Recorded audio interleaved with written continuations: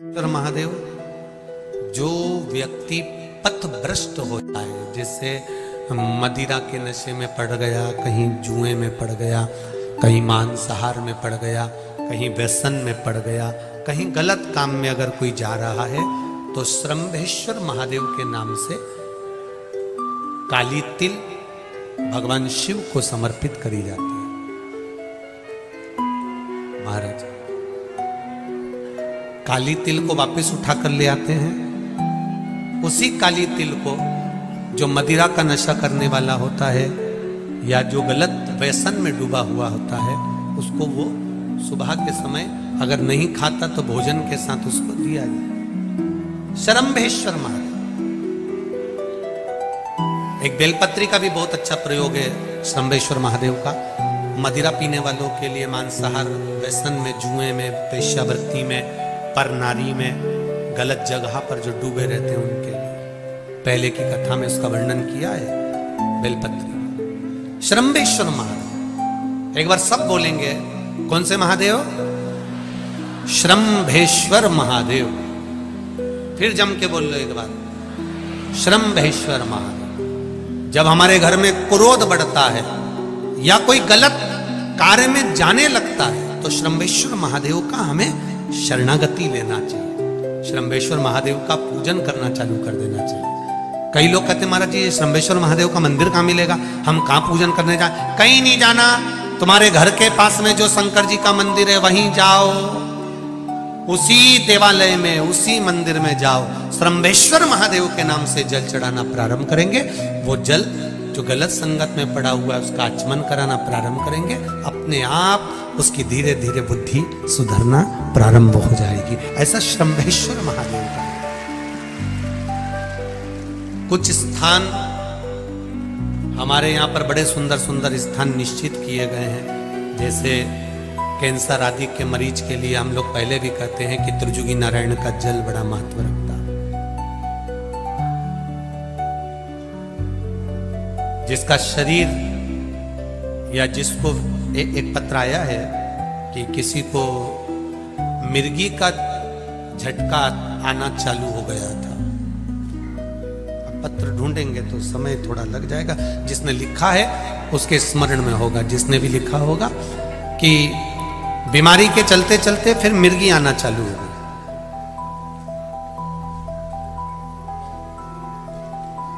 जिसने भी लिखा है वो दोनों हाथ एक बार हिला देना। जिसके लिए भी लिखा हुआ वो इतना ध्यान नहीं आ रहा। तो उनको मिर्गी का झटका आना प्रारंभ हुआ। अब मिर्गी का झटका आना प्रारंभ हुआ,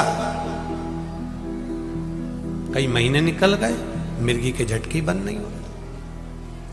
तब उन्होंने पत्र में लिखा है कि श्रंभेश्वर महादेव का आपने जो वर्णन करा था 31 बेलपत्र वाला, गुरुजी हमने वो 31 बेलपत्र वाला प्रयोग करना प्रारंभ करा। और उन्होंने पत्र में लिखा है कि मिर्गी के झटके भी बाबा की कृपा से ठीक हो गए हैं, अब कोई झटके उनको आ नहीं। श्रंभेश्वर महादेव का जो वर्णन है, श्रंभेश्वर महादेव का जो गुणगान है, ये कोई साधारण नहीं है। शिव महापुराण में भागवत के प्रहलाद चरित्र को लाकर रखा गया है केवल श्रंभेश्वर महादेव के प्रागट्य के लिए। ऐसा श्रंभेश्वर महादेव का गुण। एक बार फिर आप लोग भूल ना जाओ, उसके लिए एक बार फिर से बोल लो। कौन से महादेव? श्रंभेश्वर महादेव। ये श्रंभेश्वर महादेव जैसे कुंदकेश्वर महादेव। कुंदकेश्वर महादेव का क्या काम है? माता पार्वती ने विदल उत्पल को मारने के लिए जो कुंदुक फेंका था, वो कुंदुक भगवान शंकर के पांव में जाकर गिरा था, तो शिव जी का नाम कुंदकेश्वर हो गया।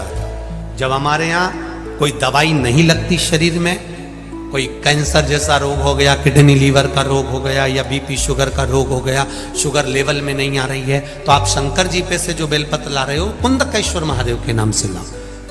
दवाई खाओ, डॉक्टर को दिखाओ, सारी जांचें कराओ, डॉक्टर के अनुसार चलो, डॉक्टर जैसा बताए वैसा करो, पर उस दवाई को भी शिव जी से कहकर कि बाबा कुंदकेश्वर महादेव का नाम लेकर उस दवाई को भी हम कुंदकेश्वर महादेव का प्रसाद समझकर पाना प्रारंभ करो, धीरे धीरे आराम लगना प्रारंभ होगा।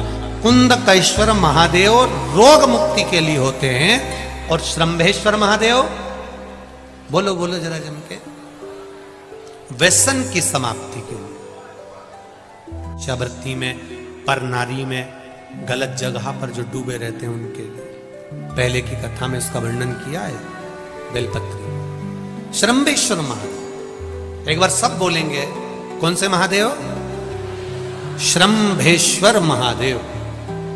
फिर जम के बोल लो एक बार, श्रंभेश्वर महादेव। जब हमारे घर में क्रोध बढ़ता है या कोई गलत कार्य में जाने लगता है तो श्रंभेश्वर महादेव का हमें शरणागति लेना चाहिए, श्रंभेश्वर महादेव का पूजन करना चालू कर देना चाहिए। कई लोग कहते हैं महाराज जी ये श्रंभेश्वर महादेव का मंदिर कहाँ मिलेगा, हम कहाँ पूजन करने जाए? कहीं नहीं जाना, तुम्हारे घर के पास में जो शंकर जी का मंदिर है वहीं जाओ, उसी देवालय में, उसी मंदिर में जाओ, श्रंभेश्वर महादेव के नाम से जल चढ़ाना प्रारंभ करेंगे।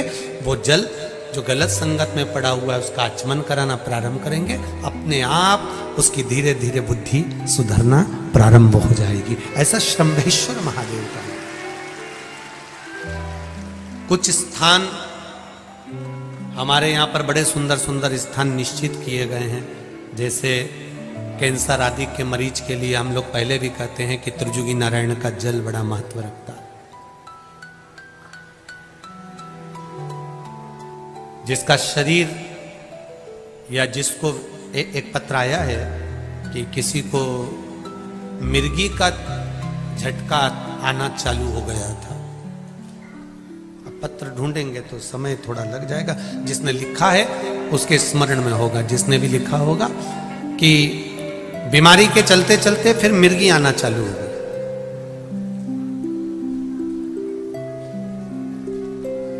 जिसने भी लिखा है वो दोनों हाथ एक बार हिला देना, जिसके लिए भी लिखा हुआ वो इतना ध्यान नहीं आ रहा। तो उनको मिर्गी का झटका आना प्रारंभ हुआ। अब मिर्गी का झटका आना प्रारंभ हुआ, कई महीने निकल गए, मिर्गी के झटके बंद नहीं हुए। तब उन्होंने पत्र में लिखा है कि श्रंभेश्वर महादेव का आपने जो वर्णन करा था 31 बेलपत्र वाला, गुरुजी हमने वो 31 बेलपत्र वाला प्रयोग करना प्रारंभ करा और उन्होंने पत्र में लिखा है कि मिर्गी के झटके भी बाबा की कृपा से ठीक हो गए हैं, अब कोई झटके उनको आ नहीं।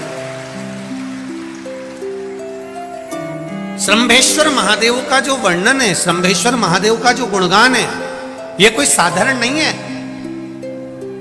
शिव महापुराण में भागवत के प्रहलाद चरित्र को लाकर रखा गया है केवल श्रंभेश्वर महादेव के प्रागट्य के लिए। ऐसा श्रंभेश्वर महादेव का गुण।